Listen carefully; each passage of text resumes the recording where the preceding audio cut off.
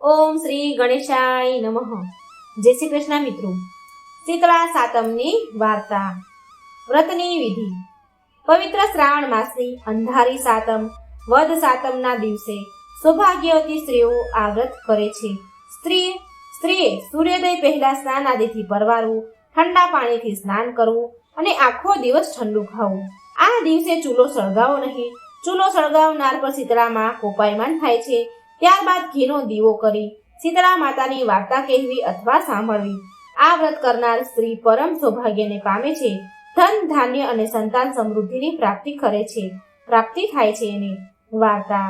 ઈશ્વરનગર નામે એક ગામમાં એક ડોસી તેના 2 દીકરાની વહુઓ સાથે રહેતી હતી. મોટી વહુ બહુ જબરી, કજિયાખોર અને ઈર્ષાની ભરેલી, વાતમાં વાંકું પડે, જ્યારે નાની વહુ ઘણી ભલી, ભોળી અને પારકાના દુખી થનારી હતી. પવિત્ર શ્રાવણ માસ આવ્યો. રાંધણછઠનો દિવસે નાની વહુ રસોડે રાંધવા બેઠી અને રાત સુધી રાંધતી રહી. પછી ચૂલો ઠારવાનો સમય વિચાર કરતી હતી ત્યાં તો પારણે પોઢેલો એનો નાનો છોકરો રડવા લાગ્યો. તેથી સાટે કામ પડતા મૂકી અને નાની વહુએ છોકરાને ખોળે લીધો. જરા આડા પડખે થઈ. દિવસ આખાનો થાક હોવાથી જરાક આંખ મળી ગઈ અને ચૂલો ઠારવાનો રહી ગયો. અડધી રાત પછી શીતળામાં ઘેર ફરવા નીકળ્યા. ફરતા નાની વહુના ઘેર આવ્યા અને ચૂલામાં આળોટવા લાગ્યા. ત્યાં તો શરીરને ઠંડક વળવાને બદલે કાળી લાઈ લાગી શીતળામાં દાઝી ગયા. આથી માને ક્રોધ આવ્યો. ક્રોધ વ્યાપી ગયો. તરત જ નાની વહુને શ્રાપ દીધો, હે મૂર્ખ સ્ત્રી, જેમ મારું શરીર બળ્યું તેમ તારું પેટ બળજો. નાની વહુ સવારે ઉઠી ચૂલા તરફ નજર કરી તો ચૂલો સળગતો હતો અને પડખામાં સૂતેલો છોકરો બળીને ભડથું થઈ ગયો હતો. નાની વહુની આંખમાંથી તો શ્રાવણ ભાદરવો વરસવા લાગ્યા.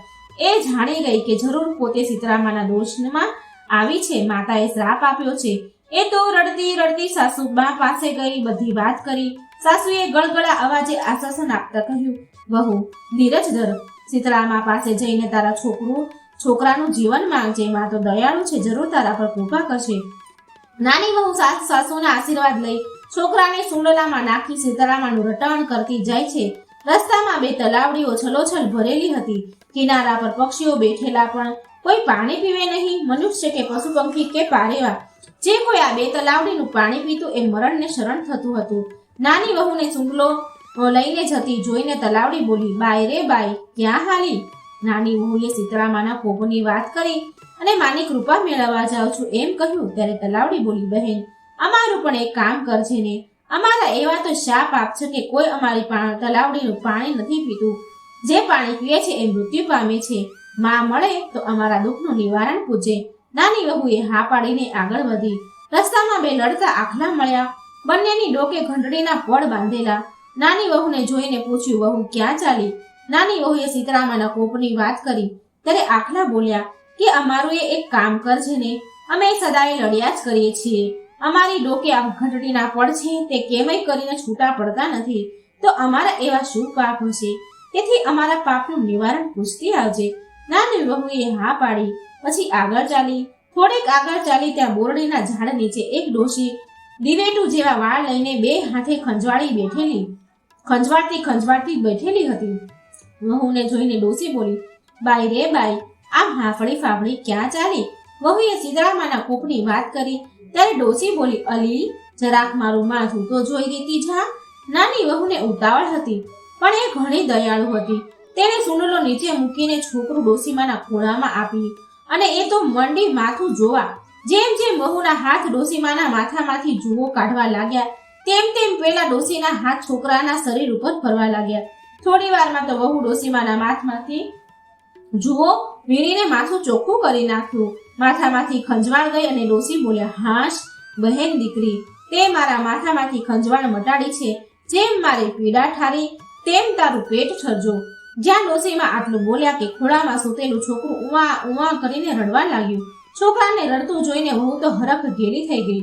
એના મનમાં આનંદ માતો નથી, પણ થોડીક વારમાં જ તેને વિચાર આવ્યો કે માનો ન માનો આ ડોશીમાં પગ અલોટી પડી. ડોશીમાના પગ અલોટી પડી. બસ માં, હું તમને જાણી ગઈ છું. મને માફ કરો માતાજી, મારી ભૂલ હું કબૂલ કરું છું. તમે મારી ઉપર દયા કરી મને માફ કરી, મારો દીકરો સજીવન કર્યો, નહીં તો મારું શું થાત? આમ કહી રડવા લાગી. ત્યારે શીતળામાં બોલ્યા, રડ નહીં દીકરી, મારું વ્રત કરનારનું હું બધી રીતે ધ્યાન રાખું છું. મારું વ્રત કરનાર બધી રીતે ધ્યાન રાખવું જોઈએ. વ્રત અખંડ રહેવું જોઈએ, વિધિ પ્રમાણે વર્તવું જોઈએ, એમાં જરા ભૂલ ન થાય તેનું ધ્યાન રાખવું જોઈએ. જરાય ભૂલ થાય તો વ્રત ફળે નહીં અને શ્રાપ લાગે, પાપ લાગે. માટે હવેથી ધ્યાન રાખજે. સુખી થા, મારા આશીર્વાદ છે. શીતળામાના આશીર્વાદ લઈને પોતાના સજીવન થયેલા છોકરાને કાખમાં નાખી જવા તૈયાર થઈ અને બે હાથ જોડીને બોલી, માતાજી, રસ્તામાં આવતા બે તલાવડી છે. નિર્મળ જળ છડોછલ ભર્યા છે. ટોપરા જેવું મીઠું પાણી છે, પણ કોઈ છાલકું પાણી પીતું નથી, કોઈ તલાવડી સામે જોતું નથી. તેના પાપનું નિવારણ શું? તે આપ દયા કરી કહો. વહુની વાત સાંભળીને શીતળામાં કહે, બેટા, આગલા ભવમાં એ બે શોક્યો હતી. બેયની વચ્ચે એવું વેર છે કે રોજ લડે. ઘરે દૂધણા હતા, તેથી વલોણું હતું, એટલે છાશ થાય, અને છાશ કોઈ આડોશી પાડોશી અતિથિ અભ્યાગત લેવા આવે ત્યારે એ છાશમાં છલોછલ પાણી નાખીને આપે. એ પાપના લીધે એનું પાણી આજે કોઈ પીતું નથી. માટે હવે તું જઈને એમાંથી ખૂબ પાણી પીજે, એટલે એમના પાપનો નાશ થશે. પછી તો તલાવડીના પાપનું નિવારણ સાંભળી ફરી વહુએ બે હાથ જોડી માતાજીને કહ્યું, માતાજી, ત્યાર પછી રસ્તામાં આવતા બે આખલા મળ્યા. બંને આખલા આખો દિવસ સામસામે લડતા જ હોય છે, અને તે બંનેના ગળામાં ઘંટડીના પડિયા લટકે છે. એમના પાપનું શું નિવારણ છે તે કહો. શીતળામાં કહે, સાંભળ દીકરી, ગયા ભવમાં એ બંને દેરાણી જેઠાણી હતા. બેય ટૂંકા મનવાળી, ઘરમાં ખાણિયું અને ઘંટી હતા, પણ આડોશી પાડોશી દળવા ખાંડવા આવે તો છણકા કરી કાઢી મૂકે, કોઈને દળવા ખાંડવા દે નહીં. એ પાપ આજે તેમને નડે છે, તો તું એમની પાસે જાજે અને તેમના ગળામાં બાંધેલી ઘંટીના પડિયા છોડીને બેયનો છુટકારો કરજે, એટલે પછી કોઈ દિવસ તે લડશે નહીં. આમ આટલું કહીને શીતળામાં આશીર્વાદ આપી અલોપ થઈ ગયા. વહુ તો પોતાના સજીવન થયેલા દીકરાને લઈ ઘેર આવવા ચાલતી થઈ. રસ્તામાં પેલા બે આખલા મળ્યા. બાઈ રે બાઈ, બેની સોંપેલા કામ કર્યા, અમારા પાપના નિવારણ કર્યા? વહુ કહે, હા, ગયા જન્મમાં તમે બે દેરાણી જેઠાણી ઘરમાં ખાંડણિયું ઘંટી હોવા છતાં કોઈને દળવા ખાંડવા દેતા ન હતા, પણ છણકા કરીને કાઢી મૂકતા હતા. તે પાપ આજે તમને નડે છે, અને જેથી તમે બંને આખો દિવસ લડ્યા કરો છો. આમ કહી વહુએ બેયના ગળે બાંધેલા ઘંટડીના પડ છોડી નાખ્યા અને બંને લડતા બંધ થઈ ગયા.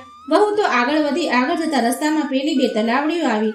તલાવડી પાસે પહોંચતા વહુએ તલાવડીની આગલા જન્મની વાત કહી અને કહ્યું કે બહેન, ભગવાન પાસે તો ચોખ્ખો ન્યાય છે કે જેવું કરો એવું ભરો.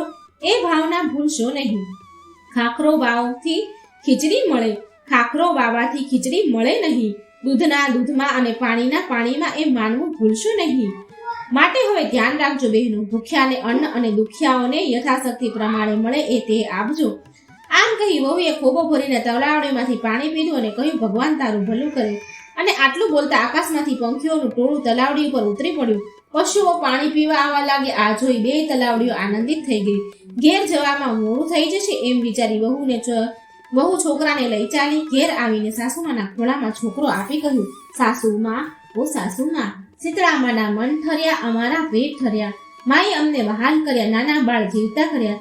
શીતળામાના વ્રત અમને ફળ્યા. સાસુ તો પોતાના પૌત્રને સજીવન થયેલો જોઈને હર્ષ ઘેલી થઈ ગઈ. વહુને વાલ કરી ધન્યવાદ કર્યા. આ બાજુ જ્યાં જેઠાણીએ જાણ્યું કે નાની વહુ છોકરાને છાબડીમાં નાખી શીતળામા પાસે ગઈ અને સજીવન થયું, તો તે તો ઈર્ષાને મારે બળી ઉઠી. પણ શું, આ વાતને ઘણો સમય થઈ ગયો. દિવસો વીતવા લાગ્યા. વળી પાછો રાંધણછંદનો દિવસ આવ્યો એટલે પેલી વઢકણી બળકણી જેઠાણીના મનમાં થયું કે લાવને હું દેરાણીના જેમ શીતળામાના આશીર્વાદ લઉં. આમ તેણે છોકરાને ઘોડિયામાં સુવડાવ્યો. અડધી રાત સુધી રાંધણિયામાં કામ ચાલુ. ચૂલો સળગતો રાખી બાઈ તો સૂઈ ગયા.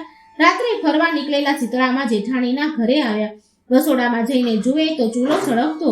આ જોઈ શીતળામા ક્રોધે ભરાયા. ચૂલાની રાખમાં આલોટ્યા અને શરીર દાચ્યા. તેથી સાપ આપ્યો, જેણે મારું શરીર બાળ્યું એવું એનું પેટ બળજો. સવારે જેઠાણીએ ઉઠીને જોયું તો ઘોડિયામાં જોયું તો છોકરો મરેલો પડ્યો છે. તે તો રડવા લાગી. સાસુમાએ આવીને જોયું અને જેઠાણીને કહ્યું કે તને નક્કી શીતળામાનો સાપ છે, માટે તું શીતળામા પાસે જા અને એમની ક્ષમા માંગ અને કહે છે કે મારી ભૂલ થઈ ગઈ છે, મને માફ કરો અને મારો દીકરો સજીવન કરો. દેરાણીની માફક જેઠાણી છોકરાને છાબડીમાં નાખી ચાલી. શીતળામાને પાસે રસ્તામાં પેલી બે તલાવડી આવી. એટલે તલાવડીએ જેઠાણીને કહ્યું, બેન, આટલો અમથો અમારો સંદેશો સીતરામાને આપજે ને. જેઠાણી બોલી, જા જા મારી બાઈ, હું તો મારી ફિકરમાં છું, એમાં તારી પંચાયતમાં ક્યાં પડું? સંદેશો છે એનો ને વાત છે ની, જોતી નથી? સીતરામાના સાપથી છોકરું મારું ભડથું થઈ ગયું છે.